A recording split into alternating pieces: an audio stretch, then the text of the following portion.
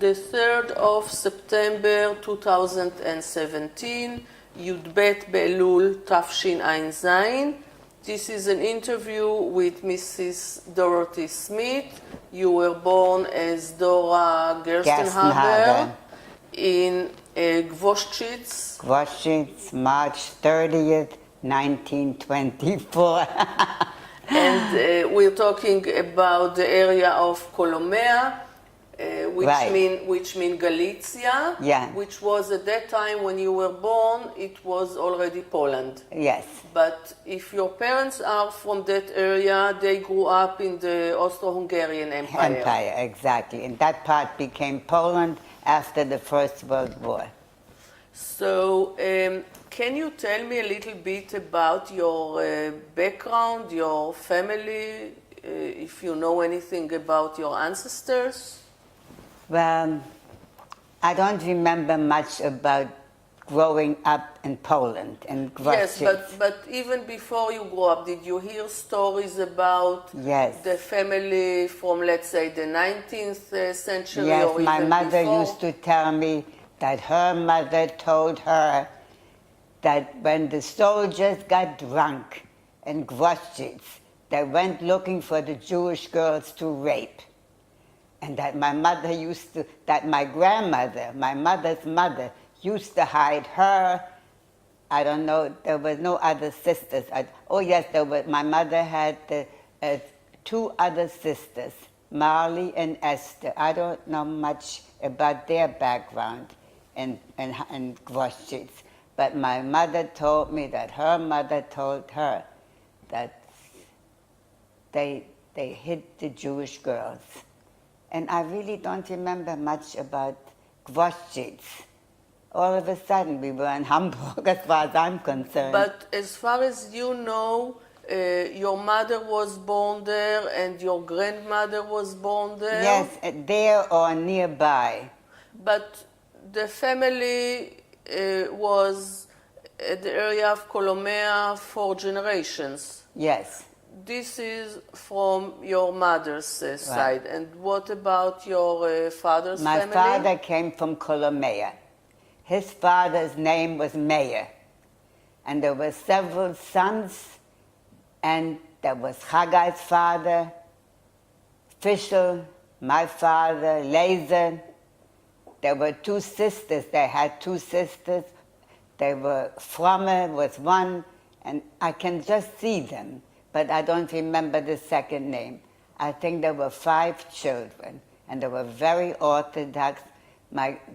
His father wore a beard and a yarmulke, very Orthodox. You still knew your grandparents? Well, when my youngest sister Hilda was born in Hamburg, my mother took the 3 of us back to show her mother the youngest daughter. And I remember going back, and when we went in a wagon pulled, I don't remember the train, but we were pulled with the wagon and a horse. And the first stop was Colomea. And we visited my father's family. But my mother didn't want to stay overnight. She was anxious to get to her mother. And we did. And that's when that's all I remember. My mother, the 3 of us.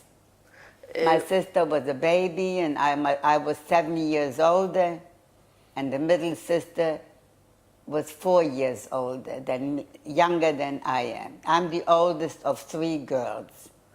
What was your mother's name? Her maiden name? Nesha, Nettie was her first name, and I think it was Koppelman, Nettie Koppelman. And your father's name? Oh, now you're asking a question. He had several names.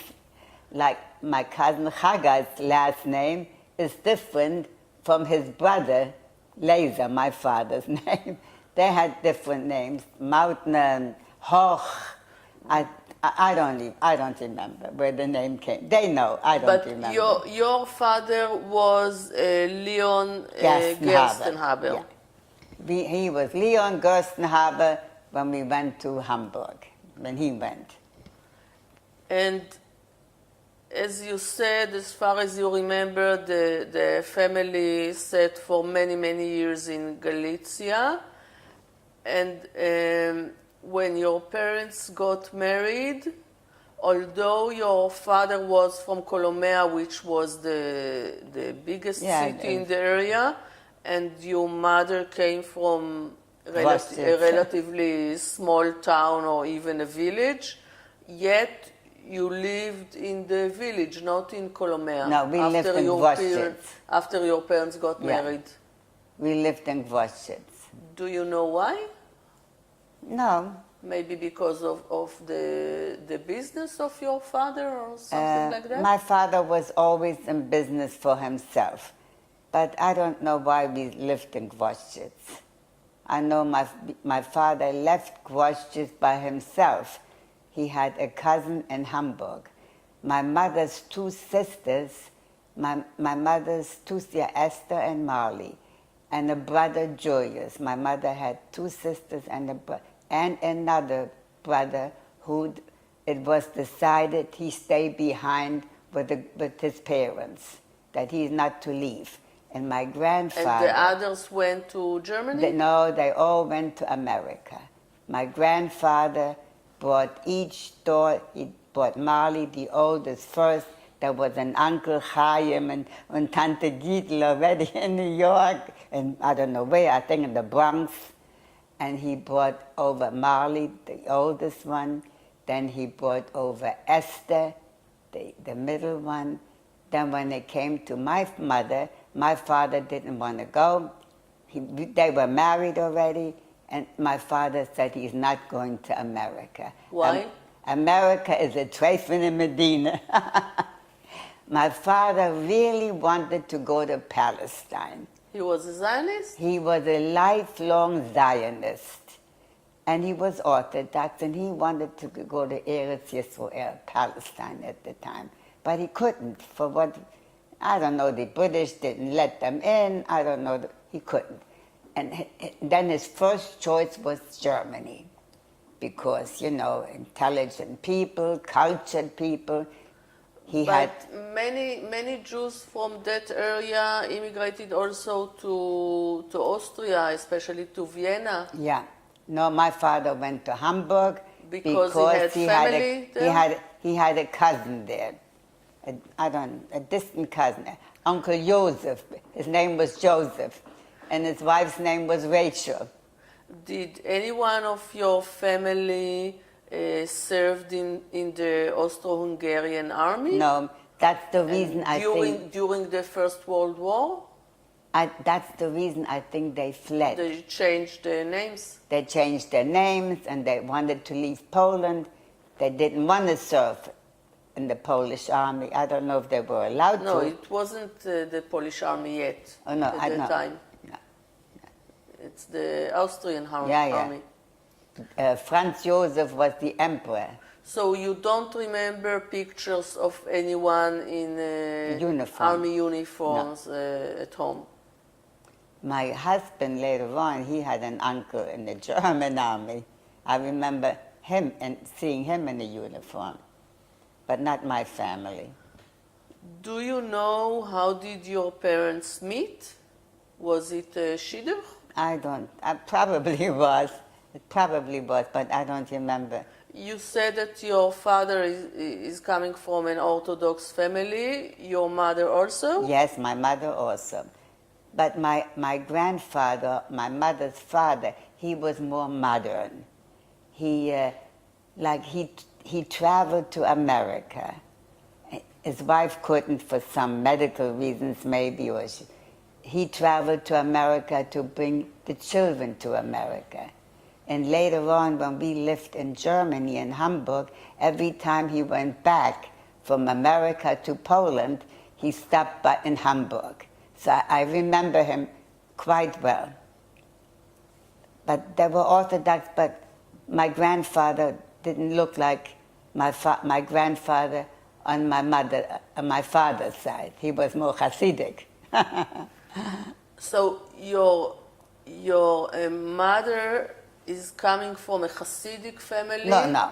Just a regular Orthodox family. not Hasidim. And do you know anything about your father's business in Poland? What was No. his occupation? He was always in business for himself, that I know. He never, I don't remember him ever working for. I was very young, I was a few years old.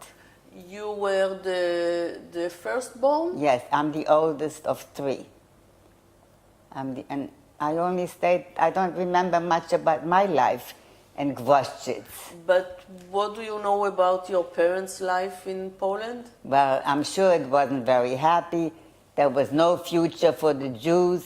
That's why everyone tried to leave. Because there were young people, they intended to marry and have children, and there was no future in Poland. We're talking about the time that it was still Austria and then later on Poland? I remember my mother telling me they fled. They fled nach Böhmen, which is now Bohemia, I think. I think they fled there during the war, during the First World War. But I don't remember how they, after the First World War, how they went back. They didn't stay in Böhmen, Bohemia. They went back to where they came from. So that means that your first language was German? No, my first language was German, yes. And did your parents speak Yiddish at home? Yes, they spoke Yiddish. And also some German, but also Yiddish. Mostly Yiddish? Mostly Yiddish. So your first language was German or Yiddish? My first language was German.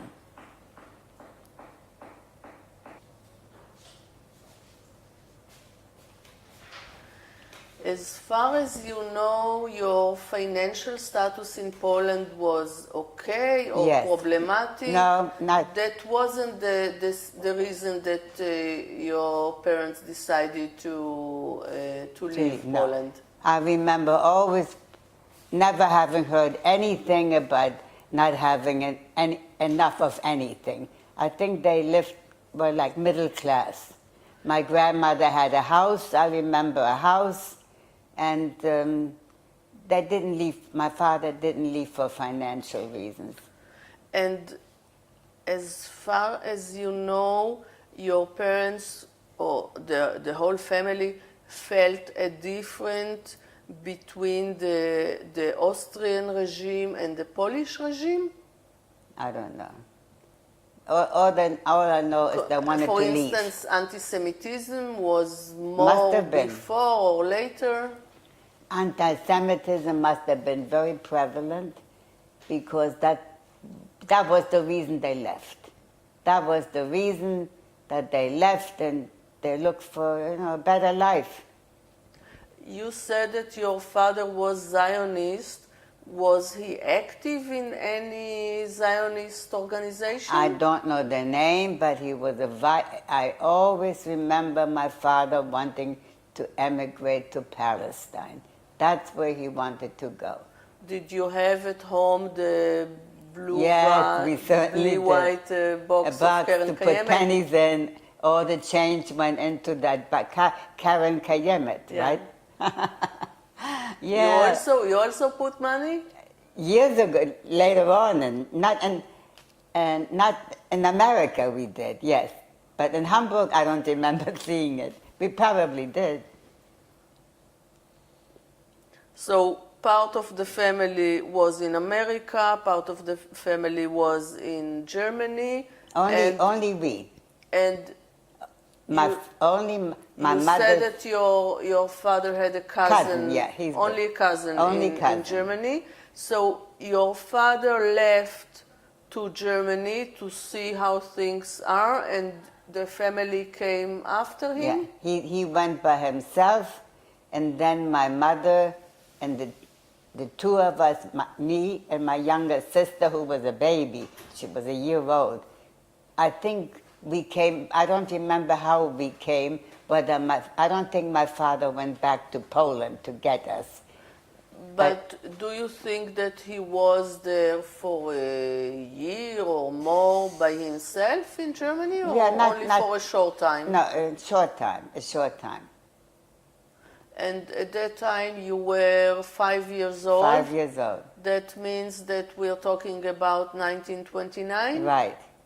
And your sister was 1 year old. She was born in 28? She was born 28. And her name? Her name was Genia at the time.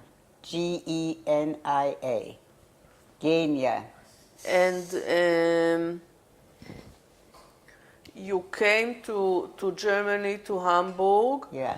But unfortunately, 1929 wasn't a very good year, not for economics, not for anything, if we're talking about global situation. I was not aware of that. But do you know if there was any financial problems at that time? No, my father did very well right from the beginning. What was his business in Germany? He had like dry goods. He had dry goods. Oh, at first he used to peddle. He used to peddle dry goods.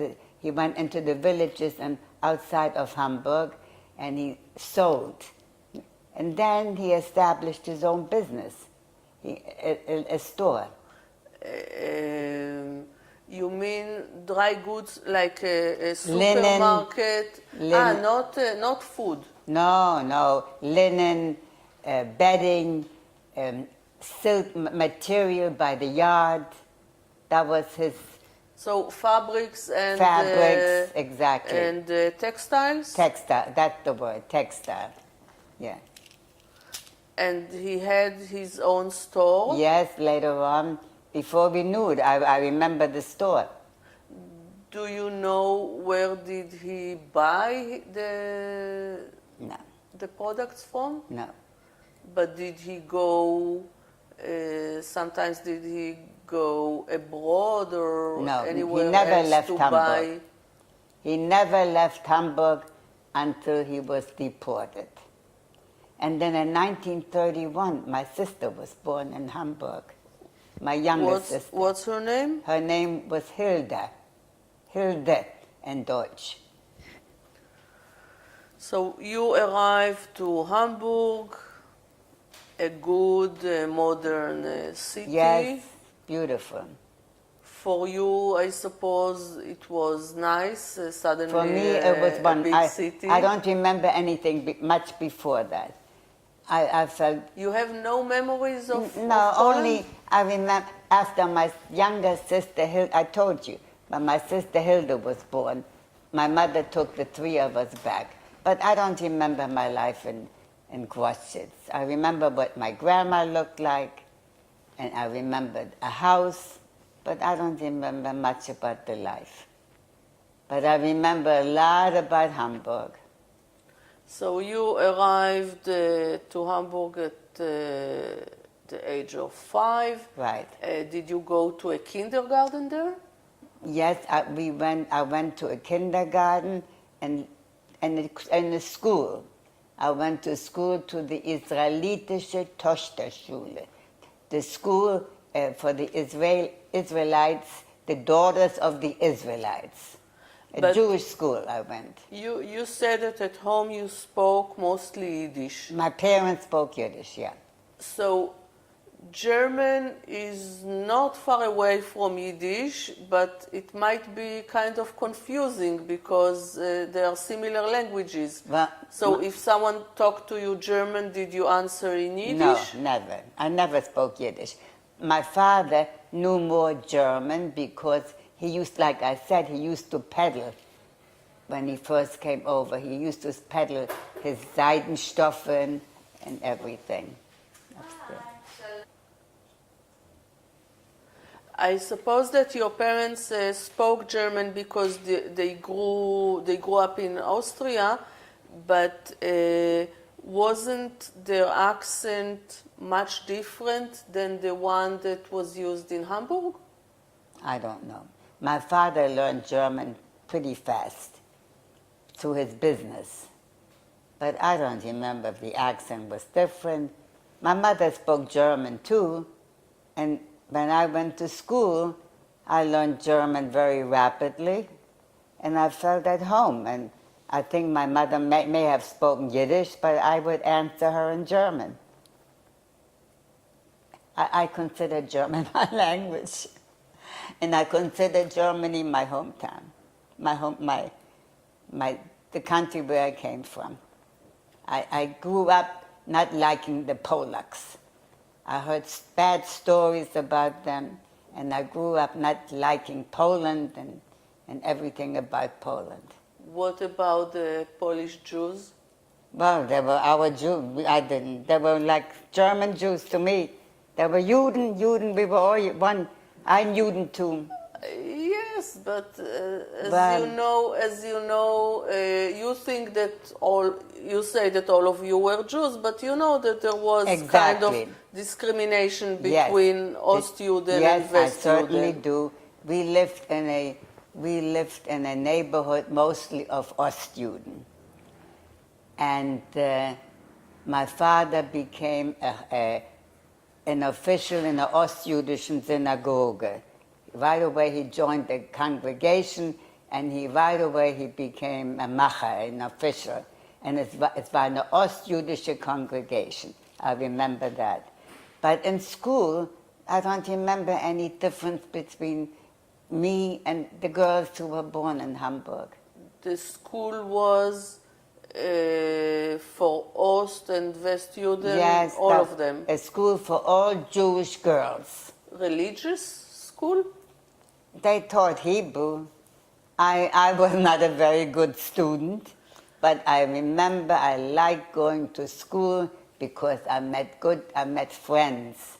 And we were all one. It was far away? You had to walk a lot? Yeah, we walked. We walked to school. To take a bus or something? No, we walked. I don't remember how far, but we were able to walk to school. You lived in a relatively Jewish neighborhood? Yes, it was mostly Jewish. In fact, there was a synagogue, a German synagogue, the Bornstraße Synagogue, was right around the corner. I think it was the central synagogue at that time, no? No, I don't remember that, but I know the Bornstraße Synagogue was around the corner from where we lived. But we didn't go to that synagogue. We went to Stiebe because Papa was active there, and he must have felt at home. You remember the name of your synagogue? No. I went to the synagogue? No. And the store that your father had was far away from the place you lived in? The store was a big building that the entrance was in the center, and one side was my father's store, and on the other side was a manglerei, like a laundry. And in the middle was the house, and we lived in the building, in that house. We didn't live above the store, we lived a few floors above. And that's where we lived. So that means that whenever you wanted to visit your father, you could go there? Yeah, but I don't remember doing that. I was very busy in school, and the address in Hamburg was 148 Grindelallee, and Grindel was the area, like you call, like the neighborhood? The neighborhood was Grindel, and the school was in Grindel. It was a Jewish area. Did your mother work with your father in the store? No. My mother was a housekeeper. She kept house. You had help, a maid or someone? No. I remember we had a big apartment, and one room was rented out to a single woman. And I remember seeing her. She was a tall, thin woman, but I had no connection with her, you know. And since it was a rather Jewish area, that means that your father's customers were mostly Jews? No, I don't think so. The store was for everybody. He was closed on Shabbos, so they know he was Jewish, but I don't remember ever hearing my father complaining that he didn't have customers because they were Jewish. The name of the store was your father's Leon name? Gerstenhaber. Leon Gerstenhaber was the name of the store. Quite a German name. Yeah.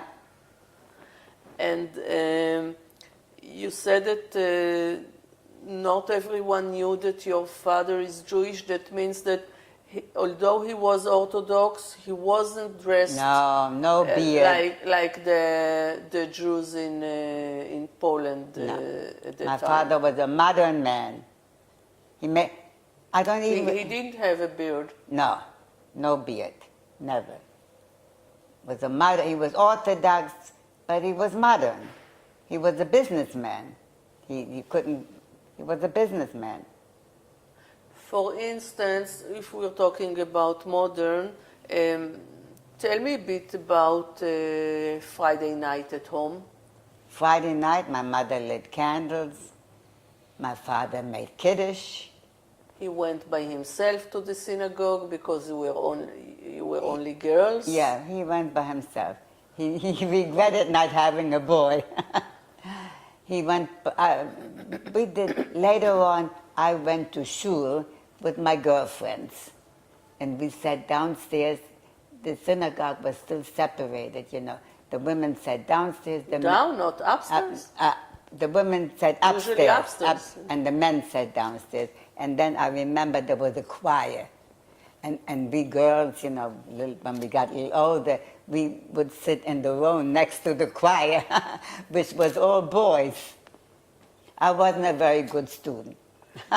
But when your father came from the synagogue, I suppose that dinner, Friday night, it was a traditional East European food.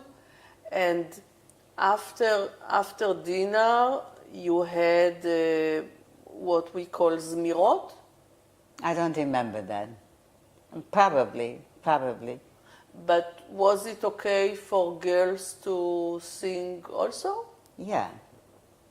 My sister Hilda had a beautiful voice, and she loved to sing with Papa all her life.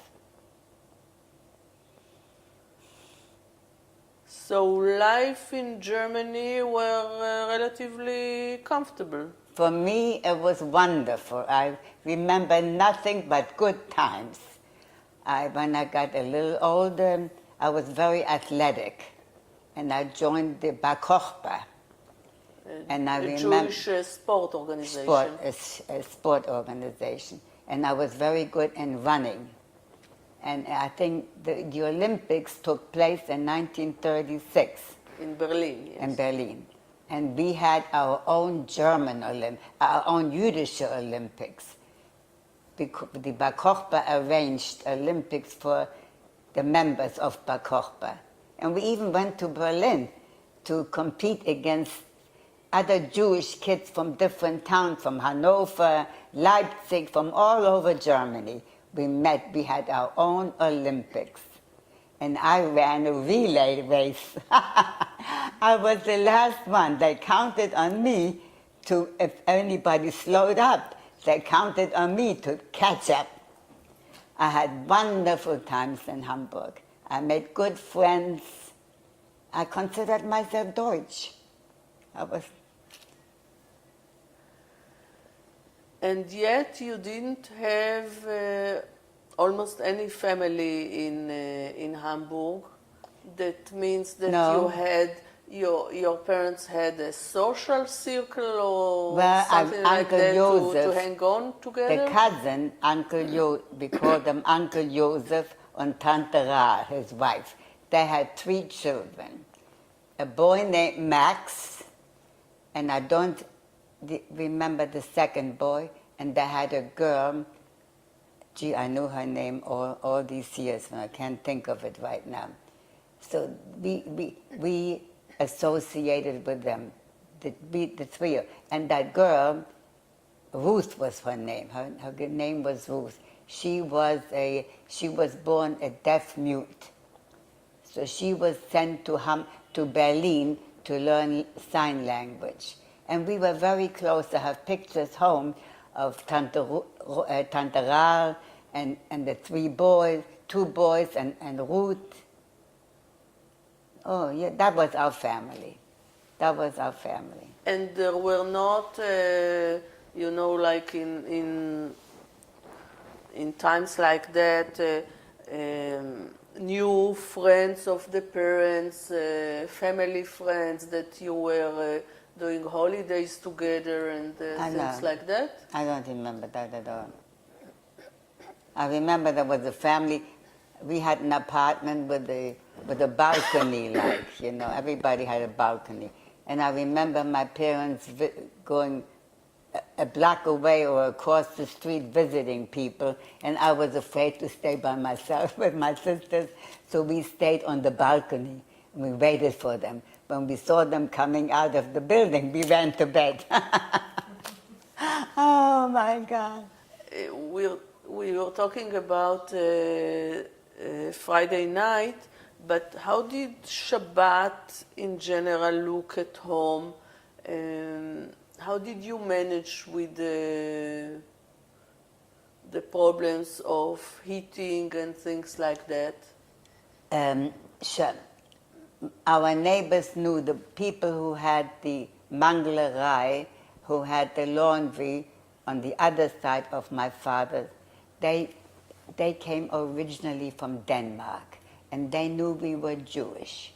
And later on, when food was rationed, they rationed food on the Shabbos, because they knew there were many Orthodox Jews and they're not going to buy food on Shabbos. And these people used to give us some of their food. There were two women, and thin women, and when they got eggs, a dozen eggs, they would give Mama 2 or 3 eggs. And whatever they got, they gave a little bit to us. And then I think the Jüdische Gemeinde, the Jewish community, maybe they helped with food. I don't remember being hungry. But even before the Nazis came to power, if you are Orthodox and you keep Shabbat, so at that time there wasn't like today all the possibilities to heat food or to heat the apartment. What did you do? Did you take the pot with the food to the bakery? Or no. Did you have a Shabbos goy to come and lit the fire or things like that? I think we had the Shabbos goy. Somebody who came and maybe lit the gas where my mother could heat up. We were Orthodox, I don't know. I remember like Yom Kippur, when my parents fasted. We didn't fast the whole day. I fasted a half a day. And then after Yom Kippur, I tried to be very careful not to make a sin. Like I tried not to push a bell on Shabbos. I wasn't allowed to anyway. But if I went to a friend who weren't that Orthodox, I remember I was very careful not to have a sin. Well, which holiday did you like most at home? Pardon me? Which holiday did you like most as a child? Maybe Simchas Torah. Why? Because we got in a tute, a tute, and we went to synagogue with that tute, and everybody threw candy in the tute. What is it, kind of a basket? Pardon me? It's kind of a basket? It was like big on, no, I don't know. Let me show you. Can I show you? It was something like this. Something like this. Like the conus that... Yeah, something like this. And people, this was closed, and and they sang and danced, and we went around and we collected candy and this. And if you remind me that, so you had also the custom that on the first day of school, you went to school with a very large conus with candies? No. What do you mean? Say that again? The first day at school. Yes. The first year. First year. The first grade, I mean. Yeah. The age of 6, I think, that you were when you went to school. Children in Germany used to take a very big conus with lots of candies in it. I see many pictures of people from that day that the pictures were taken with the conus. I remember my sister Hilde. I was 7 years older. I remember my sister Hilde coming to school with so einer Tüte. But I don't remember me having one. I don't remember. I just remember all of a sudden I was in school. And you said that you had a good life, but before the Nazis came to power, you didn't feel any anti-Semitism at all? We didn't you didn't congregate with anybody but our own people in the neighborhood. You didn't get in touch with the Gentiles I had no connection at all. I didn't even know the city of Hamburg. I lived in my own little community. I was a young girl. I was not allowed to go, and we didn't go by ourselves downtown. We had the Bar Kochba, we had our organizations, and everything was in the neighborhood. Was in the area, and that was life. Could you go to visit a friend by yourself, or only when you were accompanied by a grown-up? No, I went by myself. I had a Freundin, I had a girlfriend. Her name was Ilse Schlesinger. I met her when they closed the Jewish school, the public schools, and she came into my school, which was a Jewish school. And she did not live in my area. And I went to visit her. And could you play on the street or only in a park or No, I don't remember like having that? any problems. I do remember one thing, but that was later on. Like, I always remembered that. It was Hanukkah. And everybody Hamburg had a big skating ring. And I got a pair of skates for Hanukkah. And that was later. And my girlfriend, I think it was Elsie later on, who was born in Hamburg in a Deutsche Familie. And the two of us, we ran to the ice skating ring with our skates. When we got there was a sign, Juden verboten. No Jews allowed. We didn't go and we didn't dare. It was insulting? No, we were not allowed to enter. They didn't allow. I think that if I would go and see a sign like that, it will be very, very disturbing. It was disturbing. I think that I will be insulted or... No, I don't remember being insulted. I remember being hurt. I felt hurt that I couldn't, with a brand new pair of skates, I couldn't enter the skating ring. And don't you see, I remember this all my life. And I never went skating again. Later on, when I was married and had children, my husband took the children skating. And they didn't want to skate? Pardon me? You didn't want to skate anymore? No, I did not want to skate because in my mind, I saw that sign, Juden verboten. And I never skated again. Did you have a park, a public park in Hamburg? In your neighborhood? In Hamburg, of course, but no, I don't remember. Or a playground or somewhere that you were used to play and later on you couldn't? No, my sister Genia, we had a Gemeindehaus, a community house, where things took place, like concerts, and my sister Kenya learned how to play the piano. She was very talented. My younger sister Hilda got the flute. And you? I got a violin, which I hated because you had to play that very well. That means that you are not the one who chose the instrument? No, Papa decided what we get.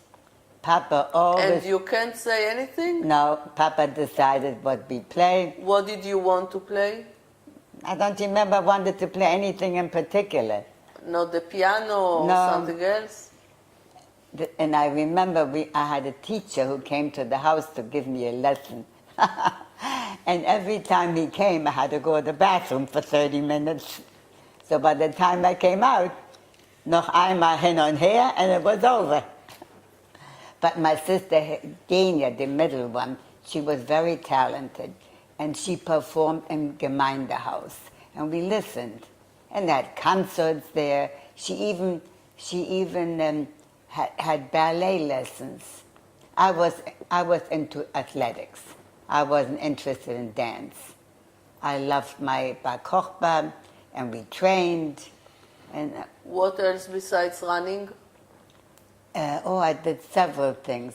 I think kugels, like throwing a kugel. Yeah, an iron ball. Far away. I had certificates that I was very good. I won, but I don't know what happened to them. I don't know what happened to my certificates. Did you have any, competitions with other schools, other organizations? Only with Jewish organizations. Occasional, but I wasn't really aware of it at the time. I was not aware whether they were Jewish or not Jewish. But in hindsight, and then later on when we had the Olympics in 1936, people from neighboring towns came to compete with Hamburger Bar Kochba members. But I had no connection with anybody who was not Jewish. All my friends were Jewish. So till 33, your life was nice. I had a very happy childhood. Very happy. I made good friends. I loved all my activities. And all that changed am 28. October. Did you go to summer vacations or any vacation with the whole family? The school, no, I don't remember going on vacation with family, but the school took us to beaches. We went to Blankenese, a famous beach in Hamburg that the school took us to. I don't think my parents took vacations. Because you had, your father had a fabric store, that means that you always had very beautiful clothes? Yes, we had beautiful clothes. I remember a little dress we had that was like gathered, a schmuck dress. And I remember all three of us got the same dress.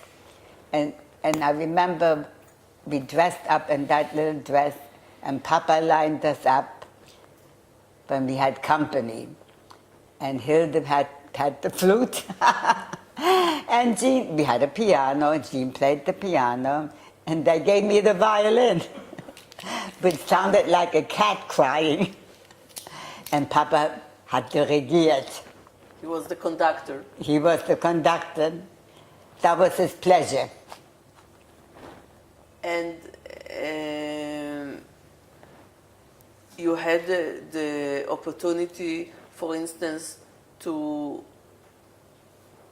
say, I want this or I want that, or everything was decided for Papa you? decided what we do and he decided for many years after. But for instance, sport, it was your decision that you want to do. Somehow maybe the school decided that I was good athletically, I was athletically inclined. But I enjoyed that sport. I enjoyed the Bar Kochba. Usually you wore skirt, right? And when you were in sport, running, etc., you wear trousers? Shorts and a polo shirt with Morgen David. And maybe it said Bar Kochba, I don't remember that. It must have. So even in Hamburg you felt very Jewish, more Jewish than German? I didn't feel anything. I felt I'm Hamburger. I didn't feel Jewish or not. I felt I belonged there. But belonged to the Jewish community? Yeah, that was your world. I thought they were all Jewish. I felt like a Hamburger Mädchen. And then came January of 33. Bitte, say that. Then came January of 1933, and the Nazis came to power. Right. At that time you were 9 years old, something like, almost, not even 9 years old. And do you remember the immediate change when the Nazis came to power? Not immediate. I remember hearing we should try to leave. It's not going to be good for the Jews. We should try to leave.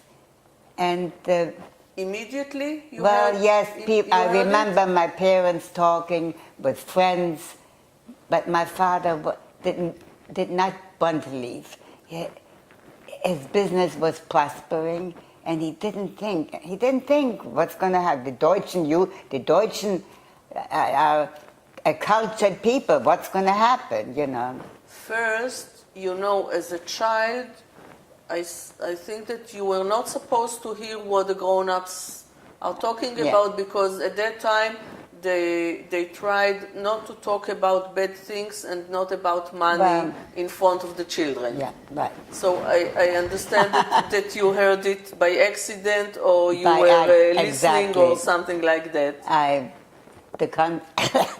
The conversation took place in the living room, and I remember we were in our Zimmer, and I was the big girl. I was maybe 9 or 10, but I was big for my age and mature.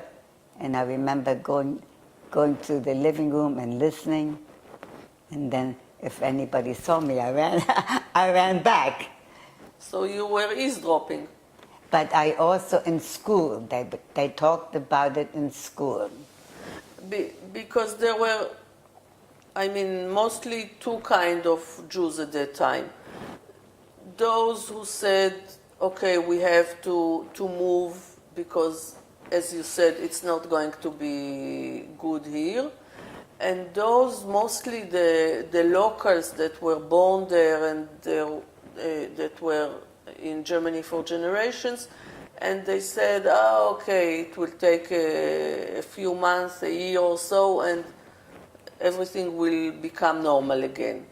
So sometimes it was easier to people who already immigrated to do it again, but you say that your father was the one who said, no, there's no need to move. My father and his cousin Joseph, Uncle Joseph, he also did not want to leave. And he didn't leave. And we're talking about the Nazis came to power on January 33, and on the 1st of April, there was the boycott day. The 1st of April? Yeah. You don't remember the boycott? No. Nothing happened to your father's store? Nothing. No. Nothing happened No one stood in front of the store and said no one who is not Jewish no, I don't remember should that. buy here? I don't remember that at all. My father continued his business until he was deported. But it was for one day, the April 1st. So maybe most of your father's clients were Jews? I don't remember that. My father he was a businessman. He had people from all kinds of people. He prospered. He did very well. So other people must have, all kinds of people must have, come to the store. Did In school they started talking because the teacher suggested we all buy a poesy album, a little album. I have it to this day. And some children left early, 1933, and she told the children in the class to write something in poesy album, a little poem with their name and the date from 36 or 37, the earliest. And I would write, this one went to Czechoslovakia. Then we knew where they went. And I have a big, my whole class, we wrote to each other.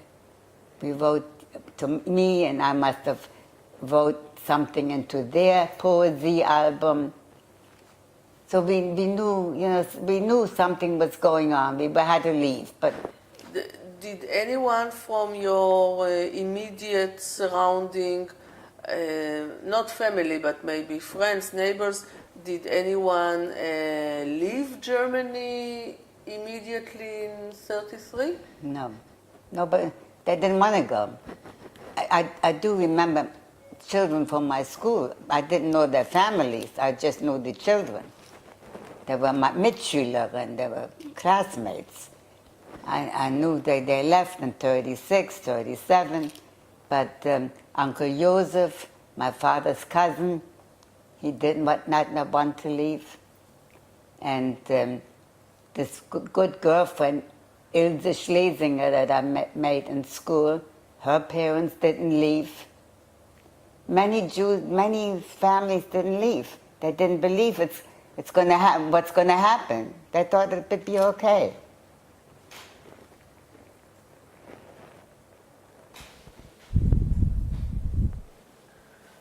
So we're talking now about the 30s, and at the beginning, besides, as far as I understand, besides talking a little bit about the option to move or to stay, life continues almost normal? Almost normal. At the beginning? Yeah. So your father still has the store, you go to the Jewish school. Gemeindehaus, the community center for entertainment and concerts, and everything that was taking place in my community took place. Did you live next to a main road of the city? Pardon me? Did you live next to a main road, avenue or something like that? Yes, Grindelallee was a main street. And I remember later on, when Hitler came, he made a visit to Hamburg. That's what I wanted to ask, if you remember parades or anything like that. I remember that parade because Hitler came through Hamburg, through the main street, which was Grindelallee, was one of the main streets. And everybody went to see him and salute and carry on. And we knew he was there. We wanted to see, too, what was going on. So we stayed in the back, and I watched. But I don't remember feeling scared. It was just a parade, and a man up there. I don't remember feeling scared. And you don't remember parades of the SA or groups that were singing horrible songs about Jews? No. I remember one parade where they were singing Deutschland, Deutschland, über alles. Über alles in der Welt. That's the national anthem. Yeah. But something with the blood of the Jews on the knife or something like that? No. I felt very secure till that fatal day. And you were walking, as you said before, you were walking by yourself on the street. Yes, I was a big girl. So, for instance, if you were walking on the street and you saw the newspaper stand and you saw the Stürmer with the nasty caricatures of the Jews, You don't remember anything about Well, it? I remember walking not far from my neighborhood and seeing signs, Juden nicht erwünscht, Jews not wanted. But, you know, I didn't really understand it. I didn't take it personal. I'm Hamburger. I'm Jewish. Oh, I'm Jewish, but I'm Hamburger. And I saw a few signs. I saw Juden verboten, but it did not affect me personally. You didn't used to go to the cinema, to concerts, No, I never went to the things movies. like that? No, I never went to the movies. I don't remember seeing a movie. So the first time that you felt that it affected you personally was when you were going with the new skates? No, my life changed on Friday morning, October 28th. Yes, of course, we're going to talk about it, of course, but I'm talking about the years before. 34, 35, 36. I had a beautiful life. You said, for instance, that you went with your new skates. Yeah. Yeah. You wanted to skate there in the arena and you couldn't go. Right. I suppose that there were some more activities that you couldn't do. But that during the time, you know, it went more and more. I didn't go anywhere. I didn't go anywhere. I don't remember going anywhere. The skating, being athletically inclined, meant a lot to me. And all my friends in class already had skates. And finally, I got a pair of skates. And I was so hurt. I was hurt that I remember it 70 years later. I was so hurt. But I didn't participate in it. We lived a very quiet life. And as time went by, as you said before, new girls came from another areas of the city, girls that were deported, were expelled from their public schools, or they didn't want to go there anymore. So you had new girls, and now they were mostly, as we said before, the Westjuden, those girls. Well, yes. Was there any difference between you and them? No, not between me and them. Maybe their parents. Maybe their parents, for instance, my friend Ilse Schlesinger, her father was a Deutscher Jude, not even Jewish, he was Deutsch. He didn't consider himself Jewish until they threw his daughter out of public school. And maybe why do you have an ostjüdisches Mädchen as a girlfriend, you know? But Ilse and I, we hit it off immediately. You went to her house, yes. She came to your house? Yes. Talking about when I began to feel different was also in school, where our teacher, Fräulein Kassel, her name is on my poesy album, when she explained to us that some of the children in the class are going to leave. And then we passed around this album. That's when I began to feel, things are going to change. But even before, didn't it happen that you came to school and one day this girl is disappeared and the other day the other one is disappeared? And they didn't say anything before because they had to do it secretly. Sure. So all of a sudden, friends suddenly disappeared. Yeah, all of a sudden, Inge Löwenstein, I was a friend. She was a friend of mine. All of a sudden, she was gone. So the teacher said, "Die sind ausgewandert." They left. What's that? They emigrated. And I wrote down wohin, where they went to. And yeah, I saw girls leaving. And the Nuremberg laws in 1935, they didn't influence on your family directly, right? Because you didn't have non-Jewish friends. And also you didn't have a Gentile mate or something like that at all. I had no connection with the outside world except my little area where I lived, and I was happy, and I thought everybody's like that. And there wasn't a change of atmosphere as years Yes, went by? there was, like the people who had the laundry next to, you know. I knew they were Christian, but they were so nice to us. They were Danish. They had come to Hamburg from Denmark years earlier. And 1936 is the year of the Olympic Games in Berlin, as we mentioned before, and this was a quiet year. But Hitler didn't want to make noise. He wanted the Olympic Games to go quietly, so everything with the Jews was quiet. We knew that Jews were not allowed to be in the General Olympics.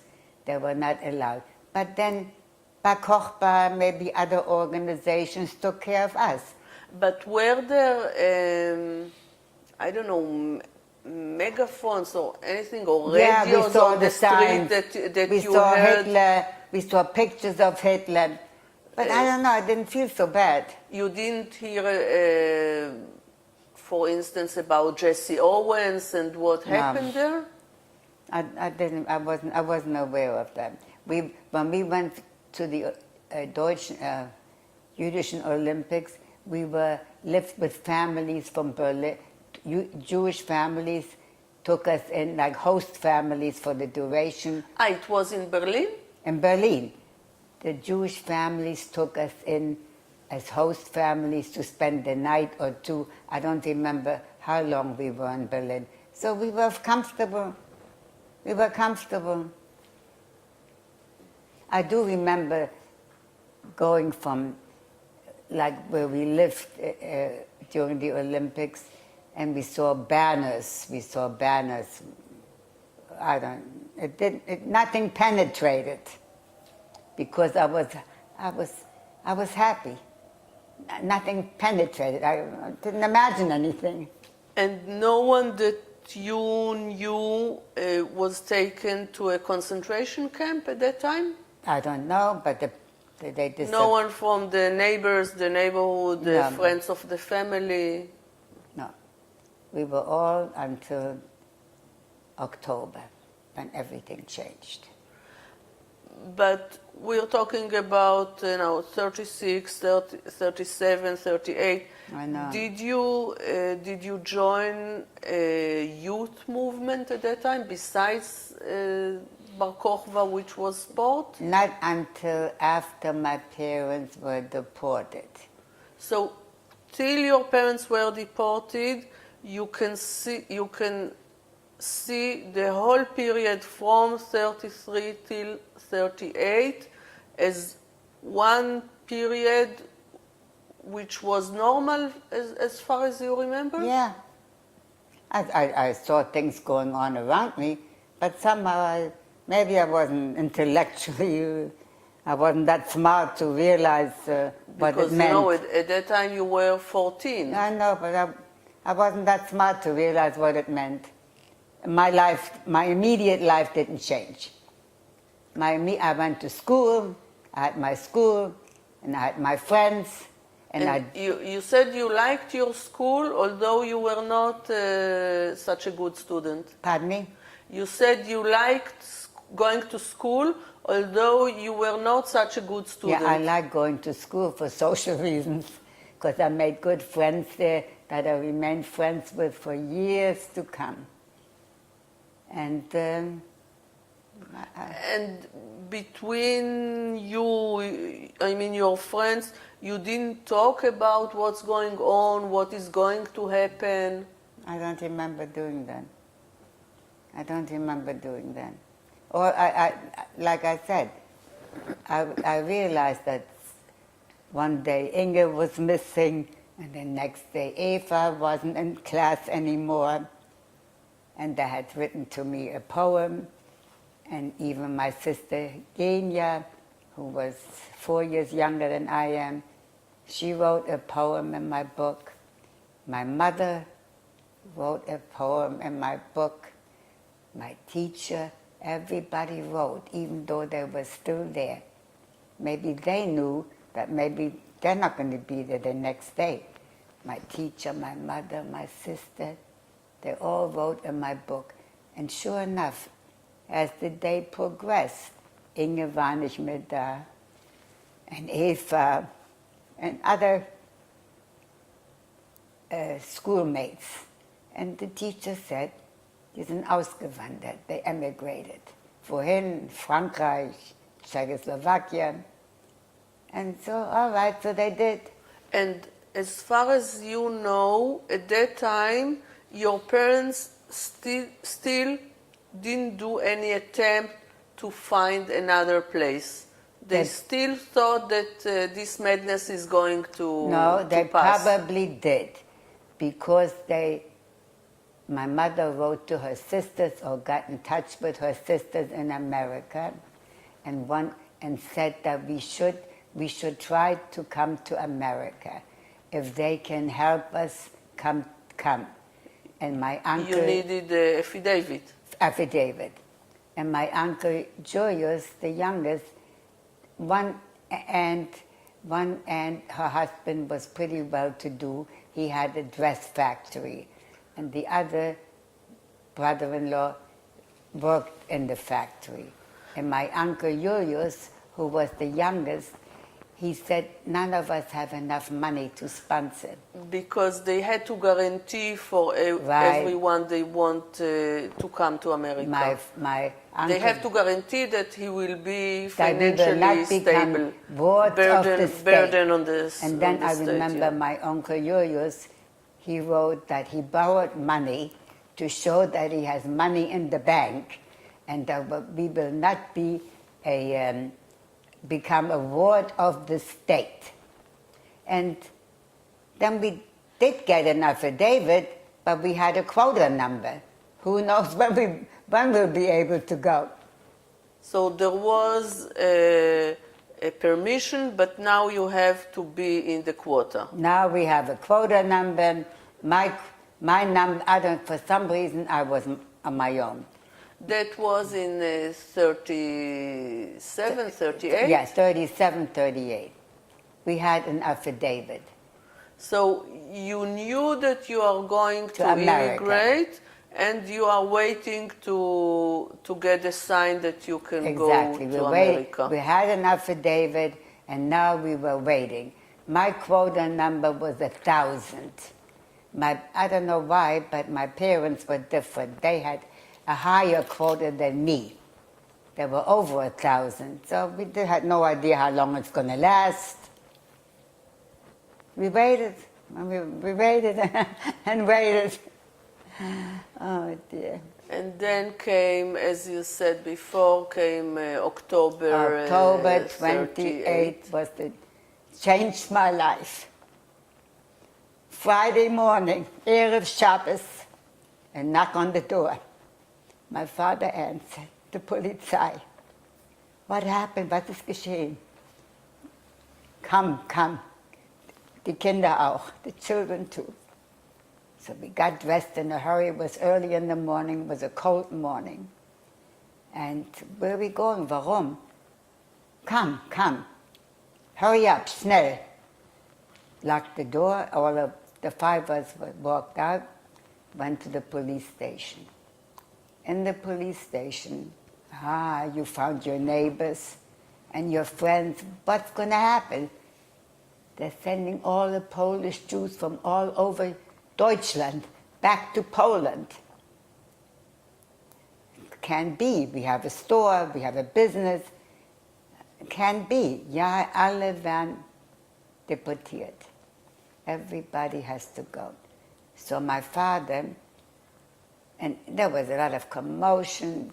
Children were crying. I mean, I was 13, 14, and it was cold, and commotion, crying, and alles Mögliche. And my father was able to talk to somebody, a policeman. I don't know if he bribed him or if he was just being good-natured. He said, the kids, the children, the drei Kinder, they're not warm, they're cold. It was a cold morning. Let them go home. And somehow this man, this official, said, okay, die Kinder können nach Hause gehen. They can leave. So I was 13, 14. I took my two sisters and I went to my apartment, 148 Grindlallee. And when we got there, there was a lock on the door. We could not go in. So I took my sisters. I knew where the Jewish Community Center was because that's where all our activities took place. I went with my sisters to the Jewish Community House, and they knew what happened. So what do you do now? Where are we going? They said we should go to the orphanage, and Jüdisches Waisenhaus was in Hamburg. And somebody escorted us to this Waisenhaus. Could you say goodbye to your parents? No, I don't know, I just left. Papa said, go. Do you remember anything they said to you, or something of a guidance? Yes, or... Papa said, now that you're out, I'm going to say I want to come and get you. And then maybe I can leave. And I don't even, we didn't say goodbye. We were happy. They took us quick. You can go? Okay, immediately. So your parents thought that they are going to come home again? My father said, I'll come and get you. I'm going to say I want you, and I'm going to come and get you. And later on, he told me he did say that, but they said, no, you cannot leave. You have the children are in Hamburg. Leave them alone. You cannot leave. And we went to this Waisenhaus, and that's when I realized what was happening. That's when I realized that we were Jews and we were hated and they didn't want us anymore. And I felt so bad for my sister, Hilda, the little one. She was so cute and chubby. She was 7 years old. And I felt so bad for her. And I felt bad for all of us. But then, later on, when they started telling us that they have a Kindertransport, they're going to try and send as many children from here out of the country. But you were taken from the Gemeindehaus, you were taken to the orphanage in Hamburg. The Jewish orphanage. Alles war jüdisch. The Jewish orphanage in Hamburg. Jüdisches Waisenhaus. And there were children in your position at that time, or children that were there for many years? I don't remember any of my friends being there. There were children living there who didn't have a home, I assume. And soon after, they started telling us that we're going to stay here only temporary. They're going to try and send us out of the country to Jewish families in Sweden and in England especially. You said that you have relatives in America? I don't remember. I don't know if I thought that far ahead. I didn't even think of America then. Do you remember the conditions in that orphanage? Yeah, no, they tried to make us comfortable. Friends of ours, Deutsche Juden, Herr Einhorn, he came to visit us. He was a friend of my father's, and he was a Deutscher Jude. And he came to visit us to see how we were, and in fact, I remember he wanted to take me out because I was 14. He wanted to take me to live with him and his wife. But the orphanage said, no, I cannot leave. I have to stay here. And you were, the three of you were together. They didn't divide you in the orphanage because you were older and no, I don't remember. The youngest I don't remember how we were all together. It was like one big family. And didn't go out at all? I don't remember. You said before that although you were never hungry at home, you said that there was a ration of food and they did it especially on Saturday, and the Danish neighbors helped. So that means that there were problems with food at that time. They rationed food, sure. They rationed food. But we had enough to eat for some reason. It came from, I remember unsere Nachbarn, our neighbors, two women, single women, nice women, they were nice to us. And I even remember one time they had a nephew, somebody coming from Denmark, and they introduced the boy to the three of us. We lived in the same building. The stores, one store was here, one store was there. And you didn't try to get to your apartment maybe from the other side, from a window? No. So you left everything as is? As is. You had only the clothes that that's you all. were wearing? Only what we had on, that's what we had. I didn't have a key to the apartment. I don't remember how I expected to get in. No, only if there was a window open or something like that. We were high up we lived on the 3rd floor, I think. We were high up. And the seal from the Polizei, we weren't there. I would be afraid to touch it. And at that time, you didn't go to school anymore? No. That was the end of the school. That's when everything fell apart. I lost my friends. It was a different milieu altogether. And then, I think it was the Jewish Community Center. They said, we got to do something with these girls. There's so many girls, 13, 12, 13, 14. So they formed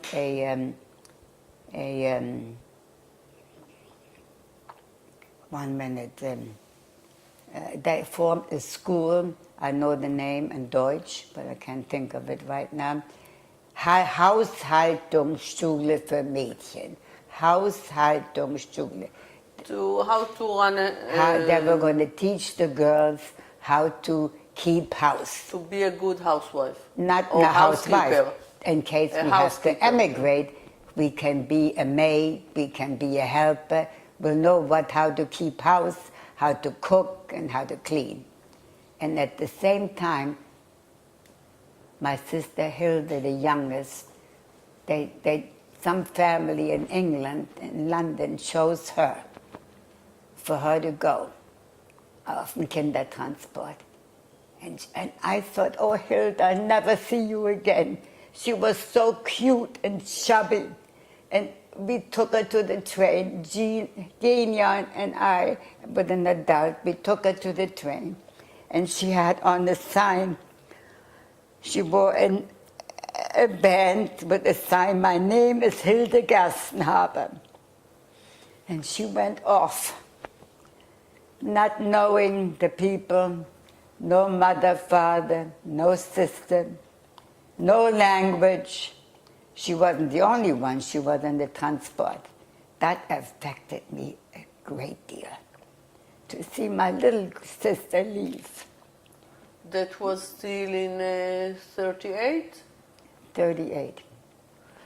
That was, they were deported in 38, yeah. And we were in the orphanage. They left from the orphanage. But what happened after the deportation? The deportation was at the end of October 28. And on the 9th of September began the Kristallnacht. November. The 9th of November, yeah. I thought it was the 10th. Kristallnacht. What do you remember about it? I don't know what. I remember, I think in the orphanage they told the older children that alles ist zerstört, everything Jewish has been broken. They knocked everything Jewish down. I don't think my sisters knew about it, but I knew about it. I didn't see anything. You didn't see, you didn't hear the noise, no, you didn't smell maybe I heard the noise, smoke? but we did not leave the orphanage. Because as you said, you were inside the Jewish area, and I suppose that the orphanage was also in that area. So most of the synagogues, the many stores were there.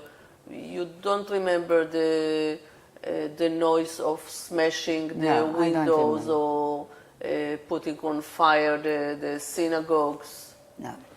They didn't let us out. They kept us in, and they did tell us what was happening outside, that everything Jewish has been smashed. But we didn't go out. We stayed. No one from the police or any Nazi organization came to the orphanage? I don't remember. If they did, they didn't contact didn't come to the children, they talked to the adults. And the next one to leave on the Kindertransport was my sister Genia, the middle one. She was 11. And she left. Where to? England also. It seems that my younger sister was very unhappy and cried and cried. I heard later that neighbors of theirs said, okay, we'll sponsor your sister Genia. And they sent for Genia, and she was the next one to leave. Genia Gerstenhaber, with a sign on around her neck. And here I was alone. And both of them went with a group of children. Yeah, a group of children. The Kindertransport. Kindertransport. A group of children, probably from all over the country. I really don't know. At that time, your parents were in Poland. Yeah. Did they go to Zbonsin at the beginning? Yeah, they were in Zbonsin. They were deported to Zbonsin, and after a few weeks, they could go inside Poland? No. My mother thought she would go into Poland to her mother, but they didn't let them. They stayed in Zbonsin, which was the Grenze, which was the no man's land between Poland and Germany. Right, exactly. But they were for a few weeks, I don't remember how many weeks, and then they let them in Poland, no? Not my parents. They stayed there until 1939, the whole winter. My mother told me that much later. The Red Cross came in. The Polish government didn't let them in. They said they're German Jews. And the German government said, no, they come from you, they come from Poland. You have to let them in, but they didn't. At that time, you didn't get any letters from your parents. You didn't know where they are. No, I think my mother might have written to the Jüdische Gemeinde, to the Jewish community, that wo sind die Kinder? And they were told. I know my mother contacted the Jewish Community Center, and they wrote back that children are safe, and the orphanage and everything is okay. When my sister Genia left, I felt terrible. I was all alone now, nobody there, nobody. It seemed they didn't want a 14-year-old girl. Teenager, who the hell knows? And I felt so bad. No friends, no parents, nobody. And then one day, Gott sei Dank, my parents were in Zbonsin an der Grenze for 6 months, over the whole winter. And finally, they made the two governments, what are we going to do with thousands of people on the border? The two governments made arrangements that if you can show an affidavit that you can leave Hamburg or Deutschland again, you can come back. So my parents must have had the papers with them. They showed that they have an affidavit to leave for America. And on that basis, they were allowed back to Hamburg. They let some of the Jews go back to finish their business, right. And then they wanted them to go back to That Poland. was the only reason they were allowed to come back.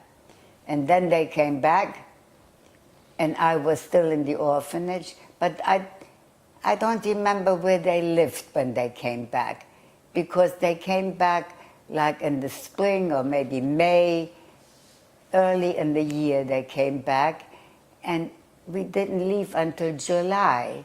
So I really don't remember where they lived. But I stayed in the orphanage till finally somebody in America found a relative in Glasgow, Scotland. A man whose brother was in Scotland. And he wrote to them, the Gassenhabers need help. They have an affidavit to go to America, but they need a place to stay until their quota number comes up. Can you please help them? And I even remember that when I was the only one in the orphanage, I remember my father writing a letter to the American consulate in Hamburg that he had a sister-in-law. My mother had a brother and his wife were living in New York, and they had no children. And my parents, the two younger ones were in England, and I was the only one in the orphanage, and they would like to adopt me. He wrote, I had that letter, I don't know where it is today. He wrote that from Spongin to the American embassy in Deutschland, that they had no children, Julius and Sylvia, and they would like to adopt me. I don't think he ever got a reply, because I was still in the orphanage when they came back. So thank God one day they came back. Did you have enough food, enough clothes when you were in the orphanage? I guess so. I don't remember being cold or hungry. You only remember yourself sitting and crying? I just felt so bad that my sisters had to leave. I felt so bad for that little Hilda, 7 years old, and then Genia. And I felt bad for myself. What's going to happen to me? But where am I going to be? But my parents aren't here, my sisters aren't. Where am I going to go? That was really, look, 75 years later, I can still see it in my mind. Even though I don't talk about it every day, but I can still, when I think of those times, I can see myself in the orphanage. And I can see Hilda going off on the train, and then Genia. And then I saw my parents coming home. Gott sei Dank, meine Eltern sind wieder da. And Papa told me that we're leaving for Glasgow, Scotland. You didn't know that your parents are coming back. It No, was a surprise to suddenly see them. Yeah, all of a sudden. I think they told me in the orphanage, deine Eltern kommen wieder. My parents are coming back. I was so glad. Oh, Gott sei Dank, my parents are back. And I didn't know where we were going, but they're back in Hamburg.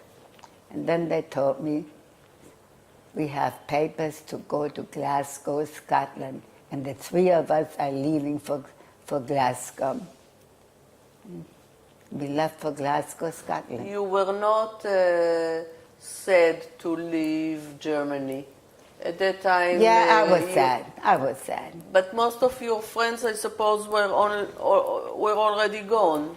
Most of them. I didn't know where they went already. The school was closed, and we had new people coming from public school, Jewish girls that came from public school that was closed before our school.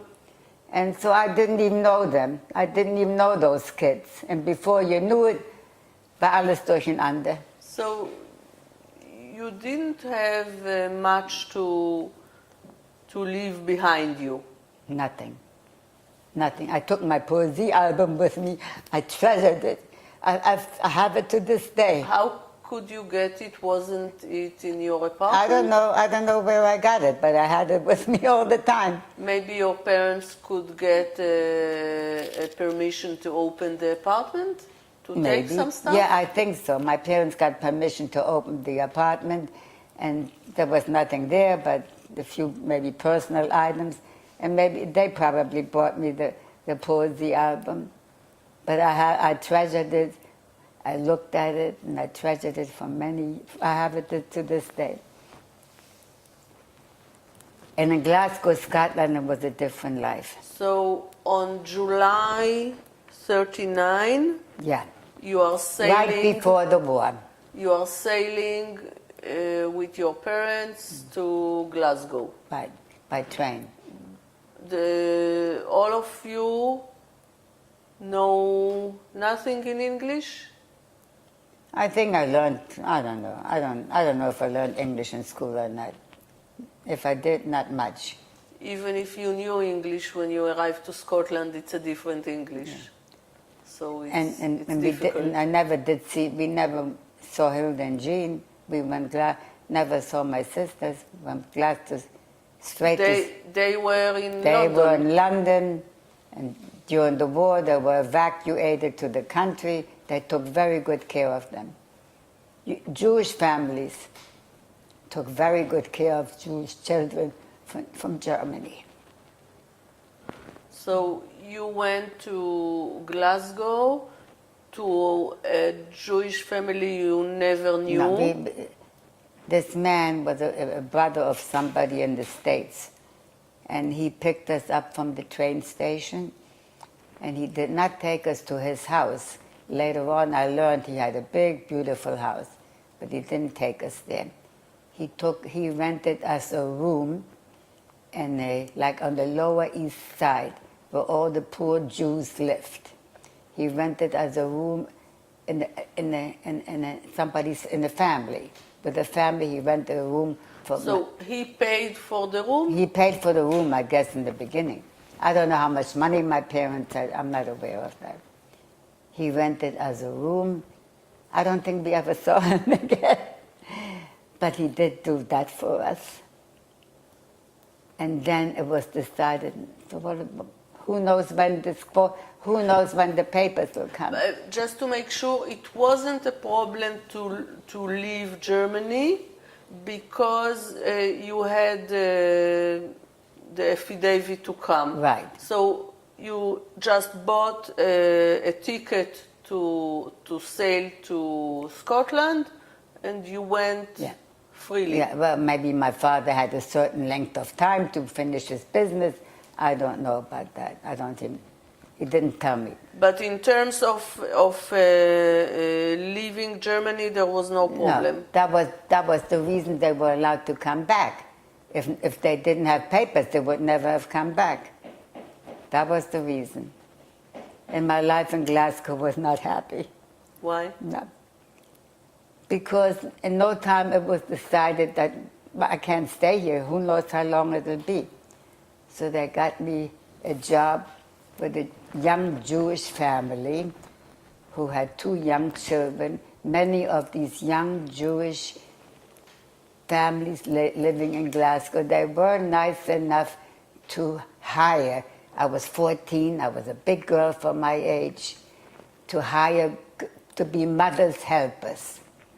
So I went with this family in Giffnock, Glasgow, like a suburb. And I lived with them. They gave me a few shillings, and I lived with them, and I did the laundry, and I remember doing the laundry on a washboard. And I remember to this day, I washed handkerchiefs that turned my stomach. But I did it. I lit the fire. I didn't like. On Shabbos, I prepared everything in the fireplace, but I wouldn't strike a match. The woman, she lit the fire, but they were not religious. They were not religious. And no. you didn't have a problem with the food? I don't there? remember. I ate whatever they gave me. I don't remember anything about... How did you speak to them? I learned a little English. I learned English. Somehow I learned English. Maybe I knew a few words from before, but I knew a few words. How did they treat you? Very nice. Very nice. In fact, when I left to come to America, that little girl, Bertha, what's her name, Bertha? I forgot the last name. Silverman or what? She wrote in my poesy album, "Dear Dorothy, you have to go over the sea and leave my mother, father, and me. What a pity!" And she signed her name in 1939. 1940 was already. It was 1940 by then. So you were with that family the whole week, and on the weekend you went to your parents? On Shabbat, I think, I was allowed to go home. I went home. I wasn't allowed. I had like a day off. And you didn't really earn money? It was more like pocket money? Pocket money. I had no money. They didn't pay a lot? No. And it was a hard work? Pardon me? It was a hard work there? Hard work? Well, you know, housework. I cleaned. Like I said, I did the laundry. What you never did before? No, I never did that before. I had no idea how my mother did laundry. Never saw her do laundry. I lit fire, and I cleaned up. I looked after the children, a little girl and a boy. I don't remember much about the boy. Maybe he was older. But I remember being very close to that little girl. And you didn't even see Glasgow? No. I mean, you went from their place to your parents' place, and that's it? And back to the house. And you didn't know anyone else, and I did. My it parents... was kind of a bubble. My parents met a family, auch von Deutschland, who had a daughter my age. The last name was Susie Schneeweiss was her last name. And we kind of befriended each other. She also wrote when I finally moved to America, she also wrote in my poesy album. She remained in Glasgow, I don't know for how long.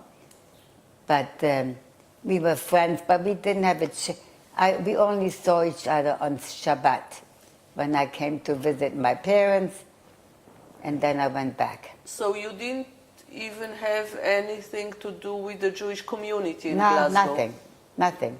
I lived with this young family all week, and Shabbos by my parents. My father spent half a day in shul. And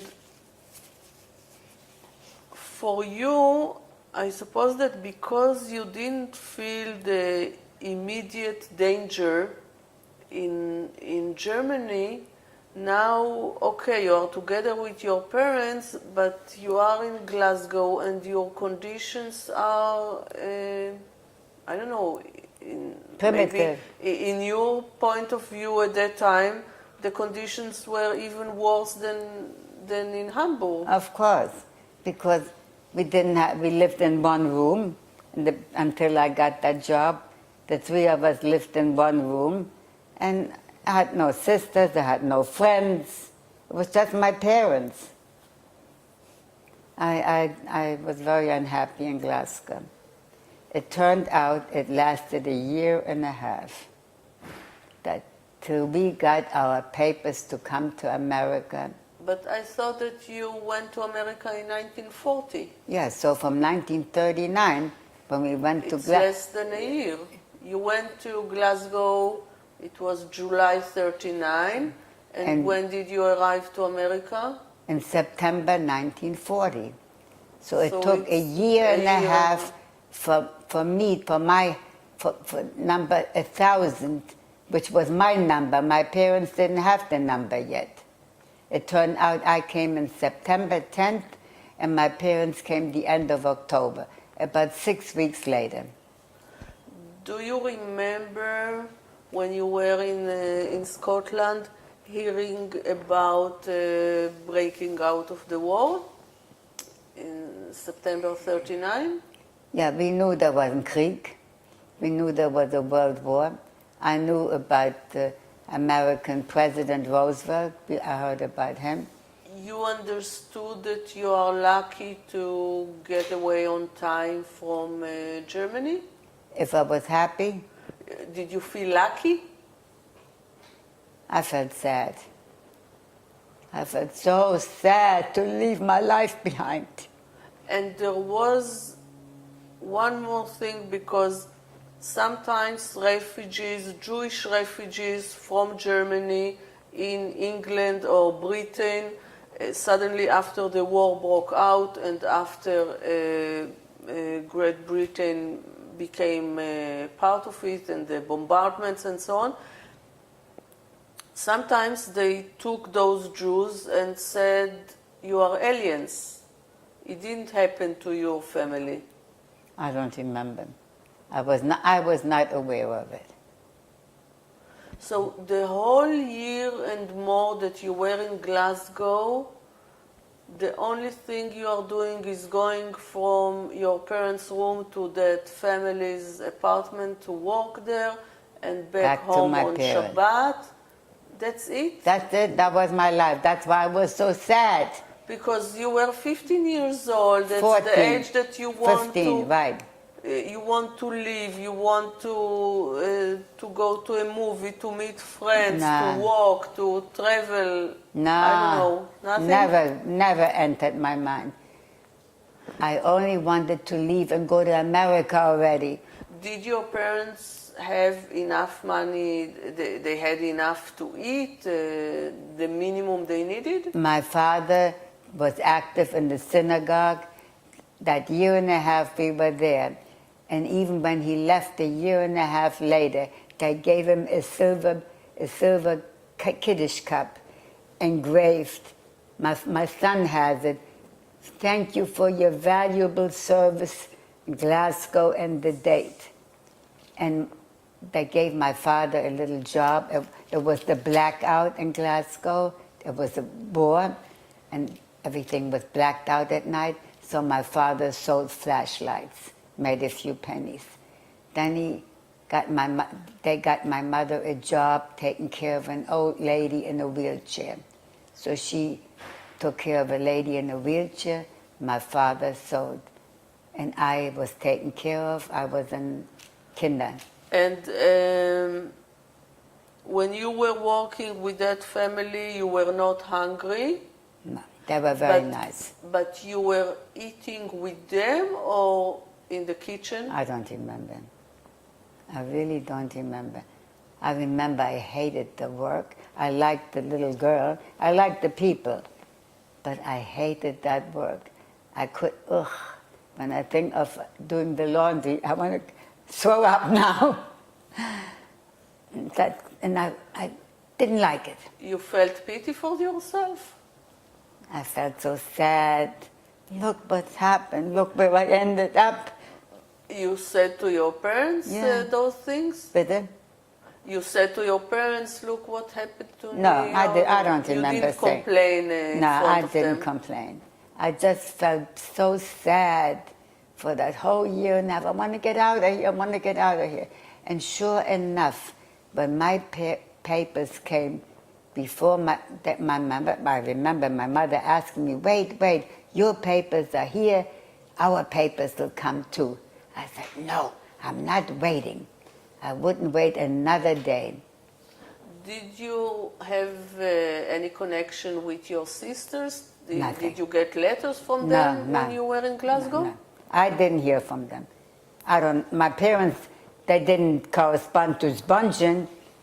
They didn't, I'm sure they couldn't write well enough. When you were in Glasgow and your sisters were in London, there wasn't a correspondence? The family in London knew where my parents were, because it was agreed upon that after the war, if my parents are still alive, they'll be reunited. They wanted to adopt. I mean, no, Hilda the family wanted to adopt my sister Hilda, but my father didn't allow it. And it was agreed upon, I heard later, that if anything happened to my parents, those two children would be adopted from where they were.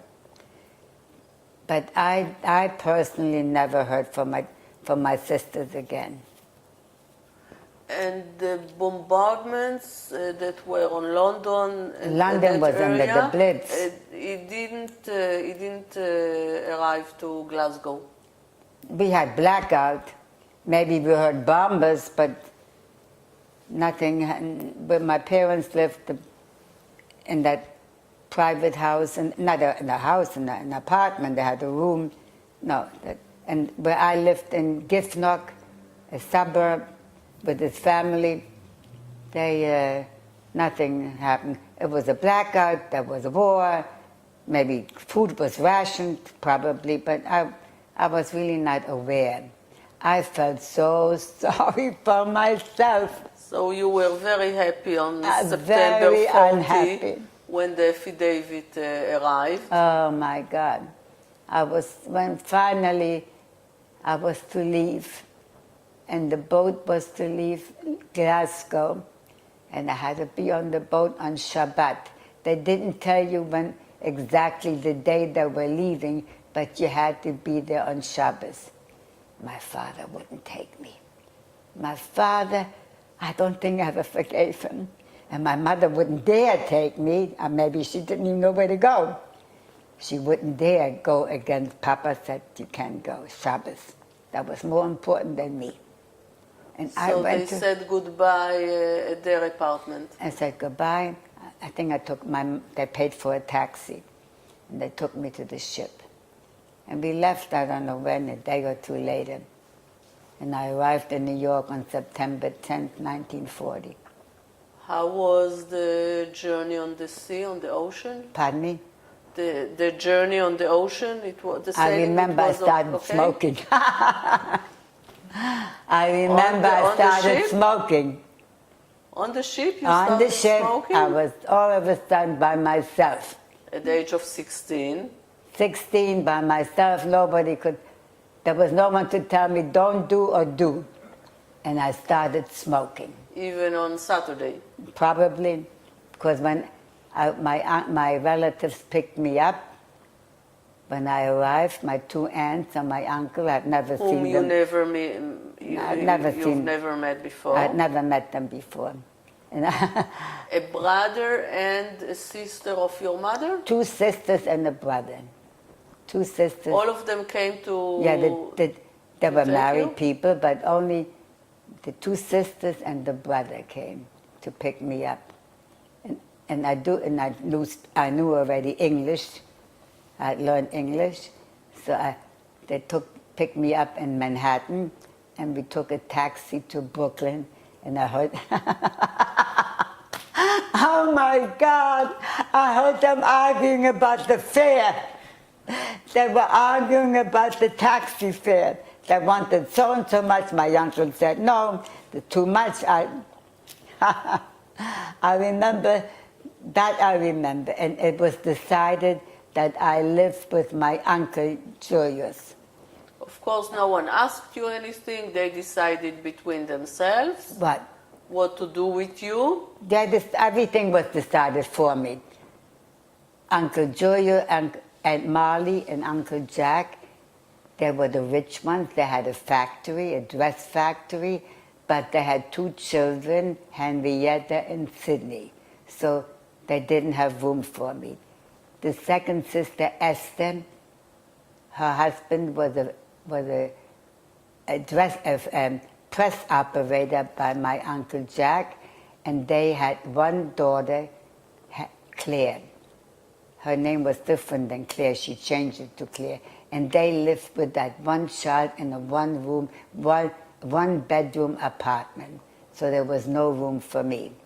Uncle Julius and Sylvia, they had a little boy, Marvin, and he was 6 months old. He slept in the crib in their bedroom, so I could sleep on the couch in the living room. So that's why it was decided I stay with Julius. How was it for you, I mean, the beginning in Brooklyn? I didn't miss my parents for some reason. Because you waited for it, you anticipated so much Right. to be in America. Right. Wasn't there a little bit of disappointment at the beginning? Yeah, I was lonely. I had no friends. I was very lonely. And my cousin Henrietta, who lived a block away, I was 16 and she was in her early 20s, but 7, 8 years older. And she didn't associate much with me. I was a refugee girl, you know. I was a refugee girl, and my English didn't suit her. Your English was very different. It was different from hers. Scottish English is very different. Yeah. And I was so lonely. And then my Uncle Julius said, "You're 16 years old, your parents are coming, they'll need money." And he worked in the factory, in the same factory of my Uncle Jack. Julius was a dress operator on the machine. Arnold was the presser. They said, "We're going to take you into the union. You're 16, but you're a big girl. We're going to say you're 18. So they made me 18 and took me into the union, and I went to the same factory. Of your uncle and aunt. Yeah, the same factory of my Uncle Jack. And you were there as all the other employees. Yeah. No discrimination because they are your No, they stood me relatives. up there. A line of dresses were coming. This one pressed, this one up, made the dress, he pressed it, and then it came on an assembly line, and they stood me there with the scissors here. You cut the threads that I left. And that's what I did for a long, long time. And I was so unhappy. In the meantime, my parents came, and they rented them an apartment, and because nobody had, my sisters were sent from London, but once my parents got the papers to come to America, the two families sent the two girls by train from London to Glasgow, and they were reunited with my parents. After almost... About a year and a half in Glasgow. Almost 2 years. Yeah, that they almost didn't see almost each other. 2 years. And I didn't see my sisters again until they came to New York. They rented my parents an apartment, I forgot where, in Brooklyn. When did your parents arrive? The end of October 1940. And by that time... Exactly 4 years after their first deportation. How many years? 4. Well, my parents were deported in 38. No, 2 years. 2 years. 38, exactly 2 years after. 2 years later. And I still was so unhappy. No friends. I was longing for my friends. There was no Jewish community there? I don't know. I had nobody. But you know what? When I worked in that factory, one day in the elevator, going down, there was a boy from Hamburg, and that elevator, Herbert was his name. And we flew into each other's arms. "Oh, Herbert, you're here." You knew him from Hamburg? I knew him from Hamburg. And he said, "Dora, you're here." I said, "Where is everybody?" He said, "Many of us are here. I'm going to take you to see them all." And he made a date with me, and he took me to Washington Heights, das Vierte Reich. A lot of the German Jews moved to Washington Heights. They called it das Vierte Reich, the Fourth Reich. And there I met my girlfriend Ilse, and her sister, her parents made a big journey, and I met other people. That means that you went back to a Jewish German colony. Yeah. I mean, In Glasgow, you didn't blend with the Jewish local community. In Brooklyn, the same? Nobody. Because they weren't very welcoming? No, they weren't. I didn't look good enough for them, and I didn't speak well enough for them. No, nobody befriended me. Nobody befriended me. I longed for my former friends. So you finally met them, and you had a nice, vibrant social life there. And once I met my friends, yeah, there were many of us, and there were other young Jews from Hamburg, from Hamburg especially, that were, and we congregated in Washington Heights, in Luplos Palmengarten. Somehow, many of the girls I got a job in the factory. Many of the girls had no education, so they were in the household. They were cleaning women, or Eva was Elsie's sister. She took care of somebody who lived in a fancy building, a woman in a wheelchair. And on Thursday, these girls were off. And I worked, and I came on a Thursday, and the boys they all got men. When I went to the Haushaltungsschule, that was only for girls. The boys went to another school where they learned a trade. So if they ever leave, they have a trade, the electrician, the carpenter, whatever. And everybody somehow congregated there on a Thursday. And it was wonderful. It was so good. And at that time, you were not as religious as you used to be before? No, the opposite. Did your parents know about it? They sure did. At home you were one way and outside you were the other way? My Uncle Julius was not religious. He was not Orthodox at all. In fact, he told me, later on, my parents took me to live with them in the apartment. I only lived with them for 6 weeks or so. My parents took me to live with them and my sisters. And my Uncle Julius told me, if you work on Saturday, you get paid double and a half. Oh, I wanted that. I wanted the money, and I wanted to get out of the house. So my father said, for my house, you don't go to work on Shabbos. So I said, okay, then I'm going to Uncle Julius. So Friday after work, I went to Julius and Sylvia.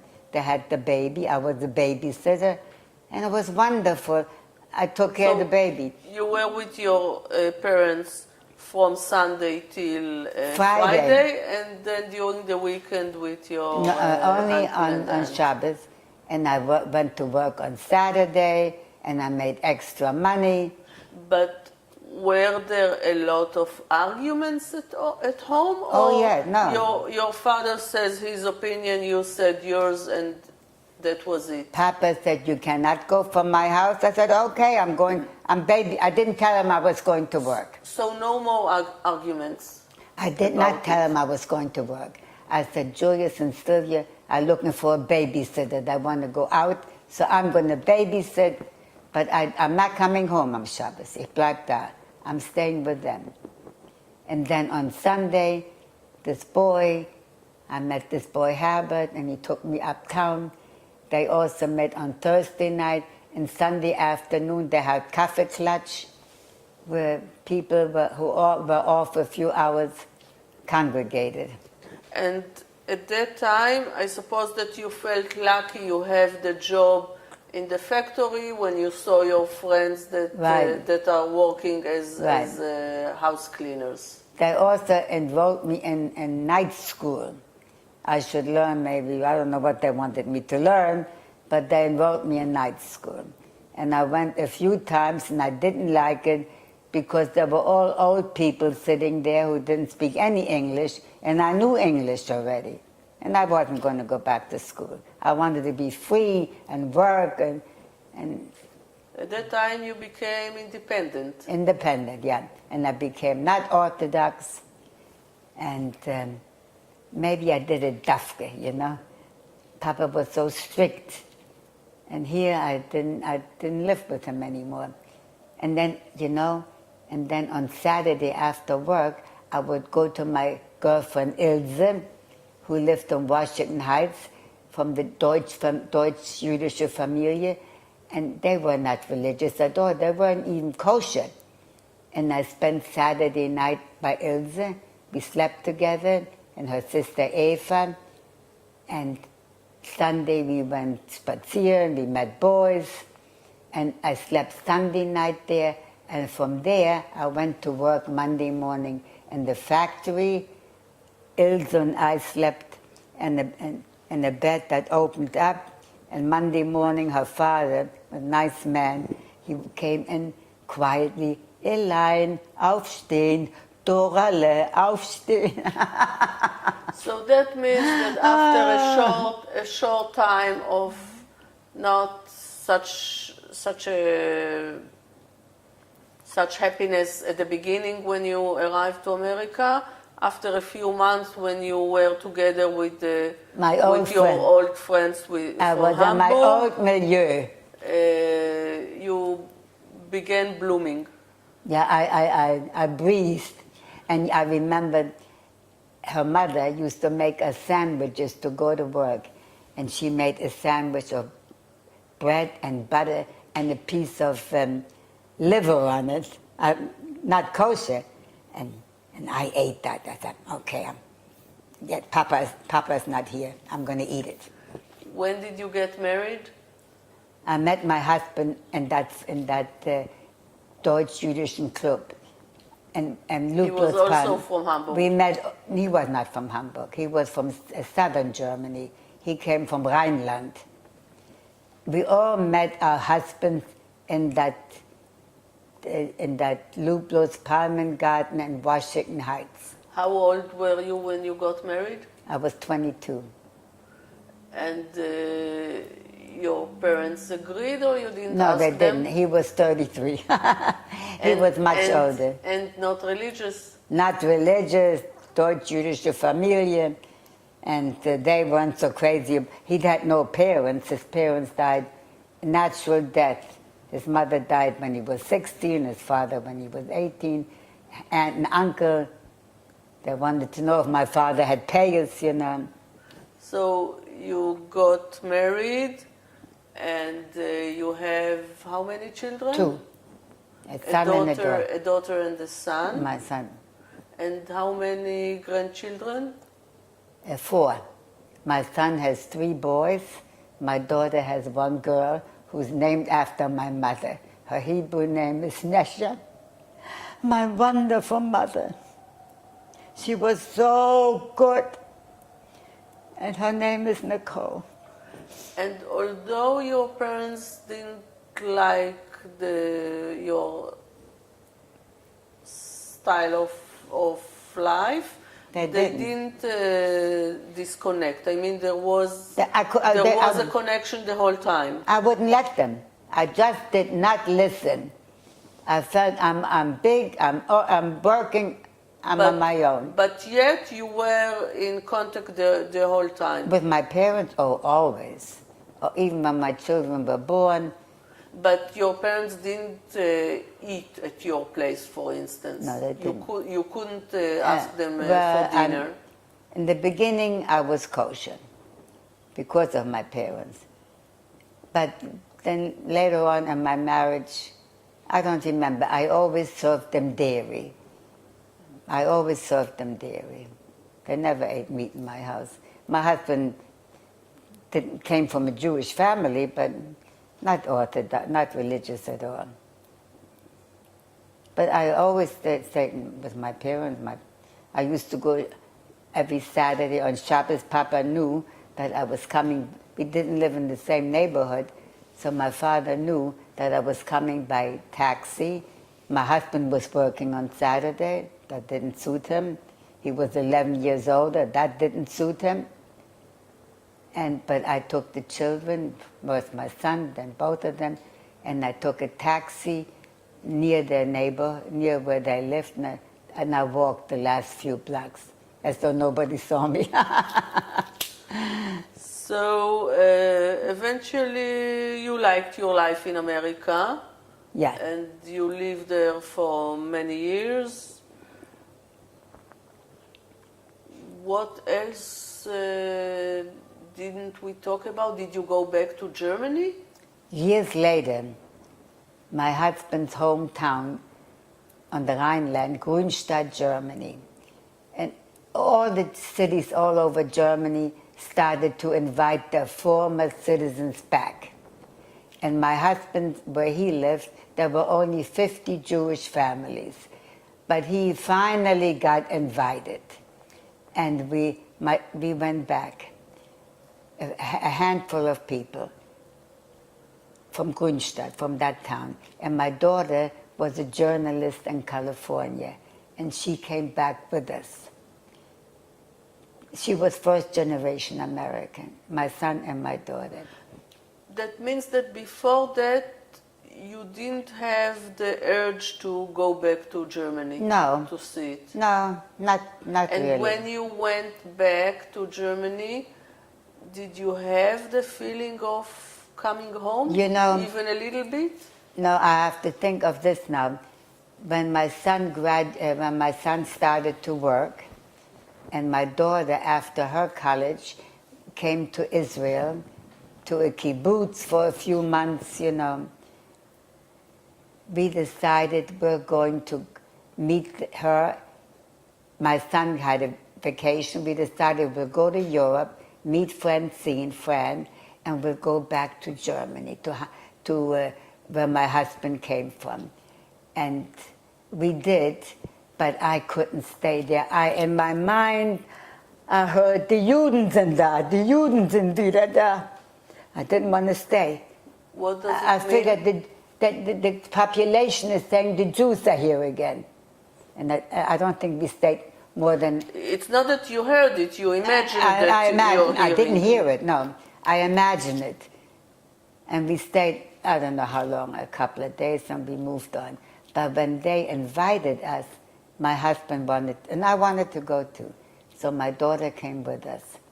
And she was working in California for a newspaper, the San Jose Mercury News.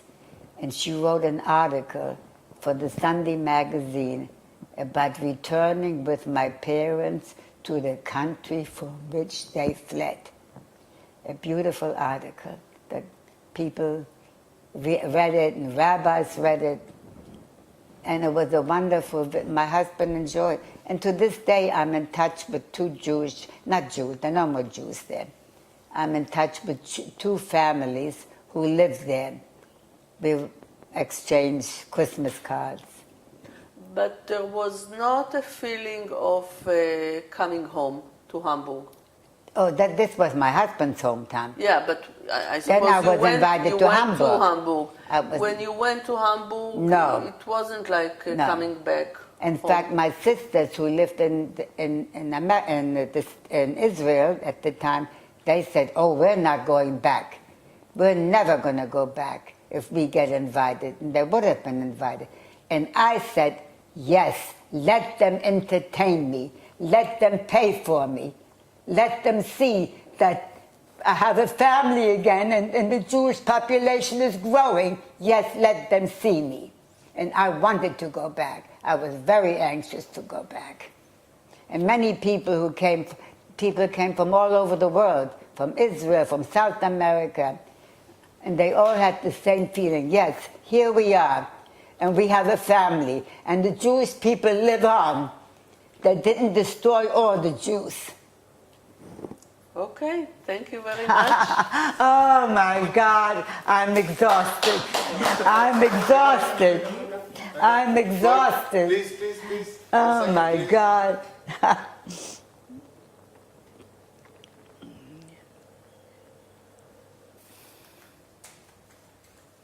Please. Who's in the photo? Dorothy. Yes. This is my father, and opposite him is his brother.